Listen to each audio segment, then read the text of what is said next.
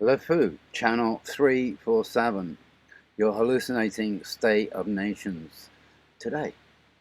In Hell's Kitchen. I got to get an update on t-shirts, but because my t-shirts are a bit old now, so I'm just going to move that down a bit. Slightly changed the position today, and I'm working slightly earlier because the light in the studio works despite the port is giving me a light from outside today, so I'm not using internal light. So I think it's a bit better, but I'm not sure. I'm going to do this place up sometime. I'm using OBS, which is I'm getting a bit of help because I haven't updated myself on what's available, and this one's quite easy. So what are we going to talk about today? I'm talking about I guess changes under the prefix of alien culture and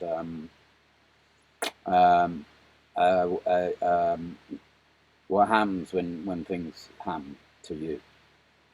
Because they don't happen to the wider community, they just happen to individuals who are ready to receive. And it's like there's no point in trying to change anyone or anything because they're not ready for it. So you have to be ready yourself, you know, when you've had enough. And that came to me when quite a lot. I asked two questions.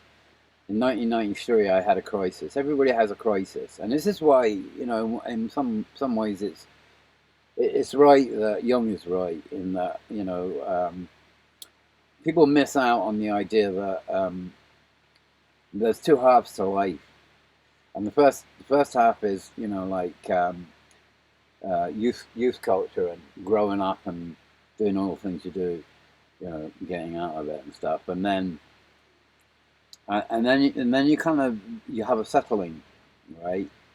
Because you're gonna meet someone who probably takes you the wrong way because it happened to me. I'm not saying it's their fault. I'm saying it's my fault because I wasn't ready to see it. It's always your fault. There's no one else to blame. You kind of you choose your own route, and if you pull soccer to things that give you kind of like pretend security, then you do, and you live with that for however long it is, and then you move on. And I had a crisis because I'd had enough with being taken the wrong way by the wrong thing. And I asked two questions, and the questions were: it was around '93. One, who the fuck am I? It's a good question. And what the fuck am I doing here? I want to know.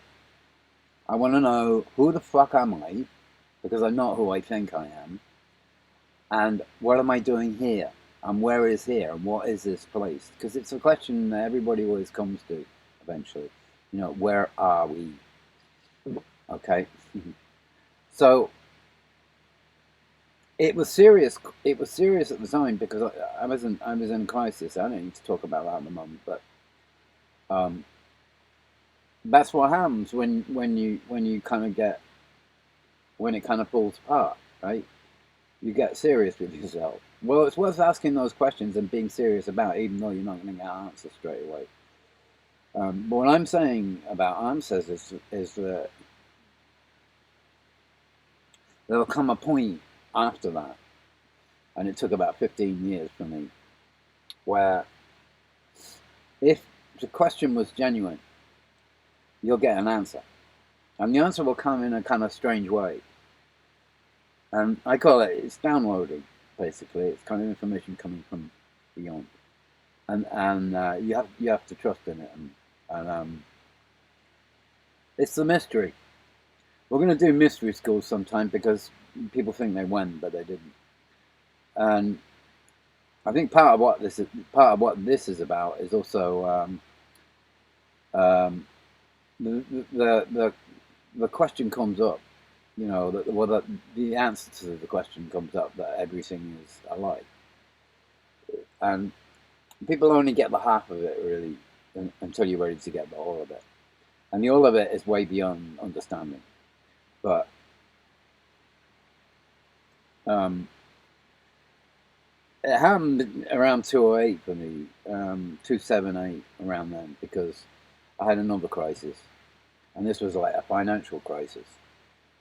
A part of the crash, I fell into it, and of course I was caught because money doesn't interest me, it never has. I just want the place, right? And I ignore the kind of cultural background to what's happening at the time until it's too late, and that's what happened to me. So I kind of lost a lot of money, and instead of getting worried about people chasing me for things I I really didn't think I should be owing, because I knew the banks, right, and all the financial institutions are making bucket loads of profit out of things that people know nothing about. I know that. I knew it then. Okay, but you signed the dotted line, so it's your problem. But actually, money's a fiction. Anyway, I threw it in the bin and I started doing a lot of research. And it wasn't long before, well, you kind of like enter a hole, a black hole, and you can go down there as deep as you want. It doesn't stop being deep.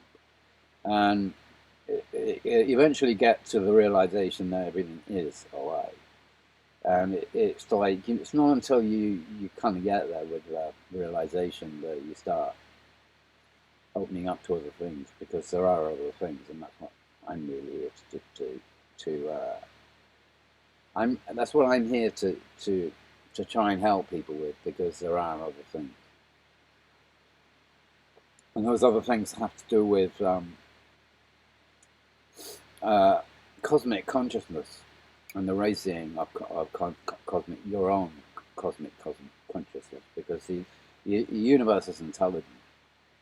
And until you get into the idea that you've got a communication with the universe, it's not going to talk to you. It isn't. And so what I'm going to do is kind of give a little anecdote of story about how it came about for me. Because synchronicity is another big one for me. I've always had synchronicities, and it's like, sometimes they're kind of like spread out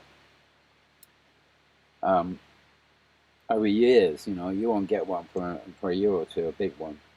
Well, my first big one was probably when I was about my early 20s, and then I didn't get one for years, or anything like, I thought it was, when, kind of, how did that happen? And well, then eventually what happens is they start quickening, and you start noticing a lot more. This is nature talking. It's not talking through the great cosmos, because let's get this clear, like, people won't get this unless they're ready to understand that there's a lie going on, and that everything is a lie. So the way we look at out there beyond us is to separate ourselves from what's out there to such an extent that we're on the lookout for an intelligence that will never show up, because it ain't out there. What's out there is in there. You're looking at the inside. Your brain is out there. That's your brain. That's already you out there. So my brain isn't my body. Well, my brain is. My mind isn't my body. I'm a receiver.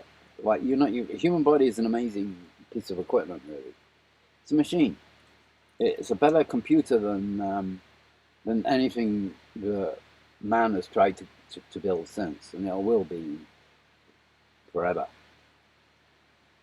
Until we get a new kind of facelift on the human story, which may well come. I'm not sure yet, because it's all going tits up at the moment. It's going the wrong way. People are trying to implant pieces of metal inside when the computer's already existing. It's there. It's perfect. And what people have missed out on is actually how to get, because what we're given when we're born here is we're in a virtual reality. It's a game. Okay, so What you get given in a game is a standard skin. It comes standard, bog standard features, right? Well, the whole point of opening up consciousness and raising consciousness, because this goes with time, in that there's no such thing as time. The most important thing about time is consciousness, and it's raising. And it's like, if you want to think about time, consciousness is the god of time. Otherwise, it's a freeze. We're not going anywhere. We're not progressing at all. So progression comes with consciousness, and consciousness doesn't happen in a linear fashion. It comes when you come to a point and suddenly you kind of, oh right, you get it.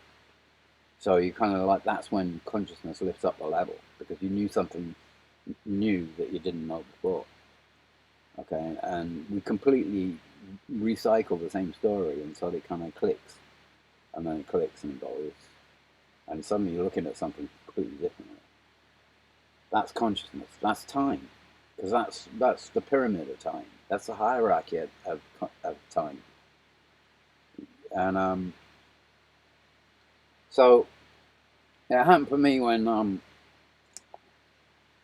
in that financial crisis, when I started looking into who I really was in terms of like how I'd been born and what I'd been born into, which was the slave trade. You talk about kids being enslaved, but we're all enslaved. It's a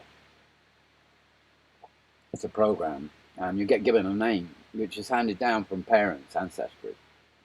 But it's just the front line a game that's being played. So you got to get over the name. You're not that person. You never chose it. Okay, you already existed before that, and this is spirit and body. But we're not going there. I'm just going to explain how it happened to me. And because at the time I had that crisis, I started doing lots of research, and the research took me down the route of the straw man, and the fiction and the fact and the fiction of who, what I was, and it ties in with the spirit again. I said, we're spirits from previous lives, and we've got a kind of extended story in other lives that is the permanent me. The body is a vessel. It's a computer-driven vessel. And consciousness is about turning the chakras on. You have to turn them on. And when they get turned on, then you start moving. Because anyway, so I started research, right? And at the same time, I kind of bumped into new people that this is always what happens, right? You move away from the old and into the new, and you always get landed new things, and it's about the cycle, 11-year sun cycle, which is that your body replaces itself every 11 years.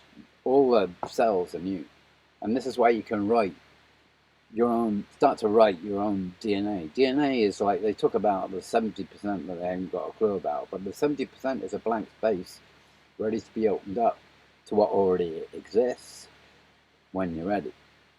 It's already there, it's encoded within you, but you have to turn it on. And that's DNA, right? DNA works. It's the same. If you look at the DNA, it's like the Kundalini, the snake, and it's spiraling up the backbone, the 33, which is coincidentally the lifespan of Jesus, 33, which is coincidentally the same 33 degrees in Masonry, for other reasons, because most of the Masons don't know it until they reach a certain level, but then they're kind of too late, because they've been compromised, because they sold themselves to this organization, never knew what it really was, and that's how they get compromised. There's no coincidences. The 33 means something, and it's really about your own bones, because you've got 33 bones in your spine, which work from the root chakra up to the top of the neck before it hits. And in the brain, there's 7 brains compartments, and most of humanity is in the second. It hasn't reached the third yet. There's a percentage you have, because that's where the psychology of intelligence comes in, and you start kind of interacting with philosophers and poetry, and that's the third brain. Okay, that's the creative level. But it really doesn't know much until the fourth and the fifth brain are opened up, and the fifth brain is the pineal. So it's a bit of a journey. So what happened was I met people, and I met a family who sometimes sometimes you meet people and you know you're meant to meet them. This is exactly what happened to me. And what that is if you're open to it, it's a kind of Oedipal, in that because you're opening up to other things, the cosmic consciousness, which is part of the mystery, opens up to giving you more and more, because it thinks you're ready to receive. And it doesn't come in the way of a straight conversation. It comes in the way of mystery information passed. It could be you get a line from someone you've never met, or a line from someone you know, but it was as if that line didn't come from them, it came from something else, and it can come out of the blue. Well, you're ready to receive bits of information from sources. It could come from anywhere. It could come from nature, because that's what nature does. It just kind of sends you bits of information every now and again, and kind of like you're ready to receive it. So I met these people, and a year after we met, it turned out that there were 5 boys and a couple, and he was a hallucinogenic like me, and so it was kind of we were meant to meet, and he gave me a couple of sessions that I'll talk about sometime, because they were strong, to say the least. You see, all the hallucinogenics, including the entheogens, what they're really telling you is that actually that's life itself. So life is a hallucination. It's the DMT that's in the DMT will give you a kicker into something which is actually in your brain anyway. You're a part of it. So when you die, with your pineal open, it pours out. You know the story of when people die, suddenly their past gets reflected. Well, this can happen before death, but that's death. But it is a death, because you're dying from this old culture of lies and finding out something new. Well, anyway, a year after we met, it turned out that his birthday was the same as mine exactly, the 14th of August, 14, half of 28. It's really 13 months in a year, because 28 goes 13 times into a cycle, which gives you the third dimensional aspect, and the vortex that moves through space. Otherwise, it's 2-dimensional flat. Just our calendar at the moment is a kind of 2-dimensional flat. It keeps on going around, repeating itself, and then it's getting out. Well, if you get onto the real third dimensional aspect of that, and it's 13 months, and that's what gives you the if it gives you the mistake, if you like, which is kind of needed for the third dimension. 2 dimensions, flat surface is perfect. You can draw a perfection into the second dimension. The third dimension is imperfect. So we discovered that our birthdays were the same day, and we kind of looked at each other, because we're giving each other, we're like 2 asteroids. That's another one, asteroids. Yeah, spinning around each other. I knew it had that effect. So I'm saying about if you're ready to receive, it's like The universe is talking to you in a kind of cosmic way that uh, it's very much like the Oedipal. You're kind of going through you're going to start and going into a death and then a rebirth. And you read it internally like this. You can't explain it at the time you're going through it. It's only something you can kind of pick up on later when it's resolved. Because what happens is our bodies, we create our own reality. Everything around us is created by us. The reality we've got is working probably about 11 years. It's the cycle of the sun, so it's 11 years. All your cells in all your body are replaced every 11 years, which is why you can write your DNA. So if you start reprogramming from within, if you start reprogramming yourself, which you can just by thinking about it, and being, like, come on, you have to be serious with it, because it's a game. It is a game, but it's a serious game. It's a really serious game. Because if you get caught in the old reality, in what's going on now, you're going to go down. There's no other way to, because that's what's happening. But once you understand that the body is just it's not real. It's a skin you get in a virtual reality game.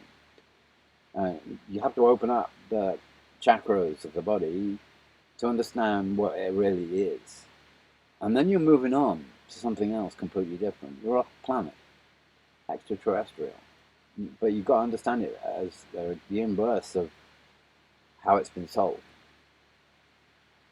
and you have to work it out for yourself. You can't be told these things. You can hear it from lots of different people. They kind of suggest, they're the best writers and the best speakers on these matters, and they're all outside the mainstream. You have to get there. And anyway, just before we parted company, because I had an experience a bit like Jordan Maxwell. He talks about the aliens who kind of family he met, and they kind of said, "Don't worry," kind of watched. Mine was similar, but each one is unique because we're all unique. So we get given. You get. This is what the mystery schools are, and the Kabbalah and all those other things. They're kind of telling you the last part of the teaching isn't taught. The last part of all teachings is your own. You've got to find out for yourself, and it's like that's why all the religions have got something, but they don't have the final part. And the mystery schools is that final part, and the mystery is the mystery. Well, once you get into the mystery goes on forever. But that's the belong to the mystery. I can talk about more about it, because there's another thing. They were saying the mystery schools went. I think Egypt was maybe Greece was the last time the mystery schools were officially recognized as teaching on the planet. But you've got to understand, these things are written by the current owners of your body as a slave in a slave society, and because they're black magicians who know how to write, and all that prehistory, the mythologies, and the Jesus history came from Horus, which is like a bit pre-Egyptian, Atlantis, were taken, and then all the bits that they didn't want you to know were hidden or burnt.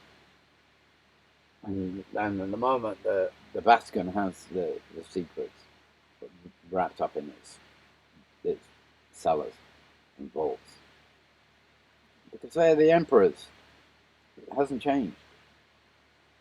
The emperor of the world is doing quite well, and it's wrong. It's the Vatican. They're still there. They just hid behind religion. They took the Jesus story and hid behind it. And of course, sacrifice. Yeah, but it's the same story as Horus and Isis, and taken from an earlier time. It's told in a slightly different way. But the calendar we've got is Roman, birth of Jesus. That's when it starts, and the history that's told proceeds and after that, and they only go so far, right? Then they don't know anymore. Well, they're never gonna know because all the archaeologists, organized archaeologists and organized science is kind of working for that system. That's why you get kind of people like Hancock who come and break it into it. He knows what's going on. I like Hancock. Hancock's got the right answers. Listen to him.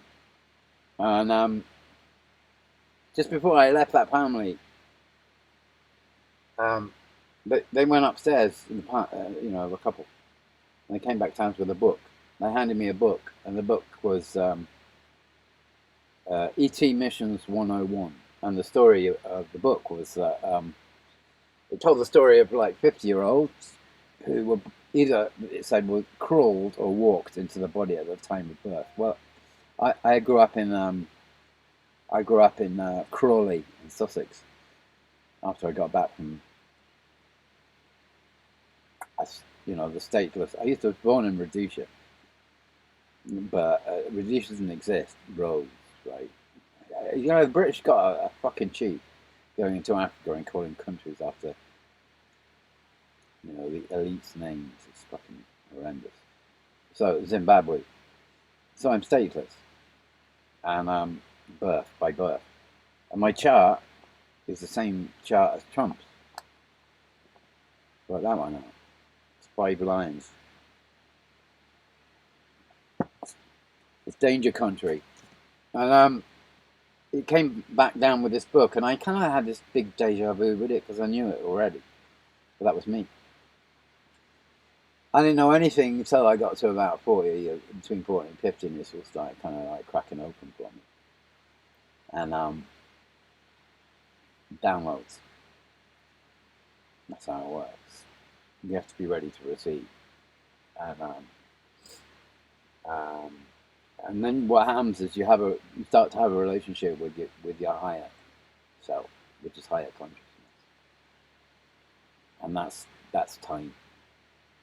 That's time lifting up. That's the rocket. It's starting to come and move. Otherwise, we're living in a freeze for 100 years or more. Technology is not technology. It's kind of bullshit. They're just giving you, because breakaway civilizations have all this technology. They've had it. The deep state military they took Tesla, so they kind of worked with it, and they took what Hitler was developing in UFOs, deep state. So they reversed engineering. So we could have had a flying car UFO type thing a long time ago. I'm not going to give it to you because they're not ready. It's got to come through bloodshed. That's what wars are. So they kind of keep perpetuating these wars that will never end. They'll never end until there's a cataclysm. And this is where I think there might be one coming, because I think the old stories tell it. I'm Medea, right? I'm the man of media. That was my calling a long time ago. 1983, I knew it. So I studied film, and then went into television and studied documentary features as an editor, postgraduate, and because I had to find out about what the system that we had, how it worked. Well, England's quite interesting because it supposedly has public service broadcasting, which kind of did what it said in the book for a long time. But people really haven't got clued into how it's changed in the last 20, 30 years. It's massive. And we don't have public service broadcasting anymore, except that no one understands what that means anyway, because they don't ask questions, and this is what the problem is: people don't ask questions. Nanny state, nanny fucking state. We're all little children. We're treated like children. So there's more going on, and the intelligent cosmic consciousness that you kind of get, you kind of get sparked. You can be sparked by hallucinogens through it, because the truth about hallucinogens, you're not hallucinating; they're actually explaining the universe to you. That's what mushrooms do. They're explaining the universe, what it is. So it breaks it down, and then the mushrooms that give you the silver elves and the goddesses of Terence McKenna, and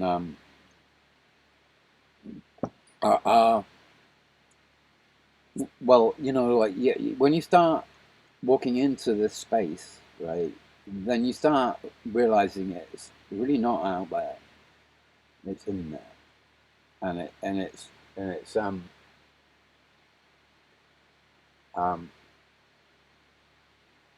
yeah. I'm going to give you another one on this. I think it's a deep subject, that one, but um, they're clues. Everything's a clue as to the nature of not reality as you know it, because it doesn't exist. That's just a front. That we're all supposed to be living in this one reality. It's nothing to do with what reality is. Reality is well, like, you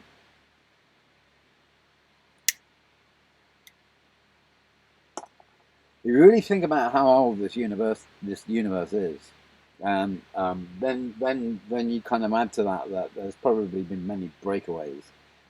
Civilizations die, come and go, and in all those civilizations, there've been seeding parts that have broken out of where they've broken free from it, and been rediscovered, and rediscover their ancient pasts.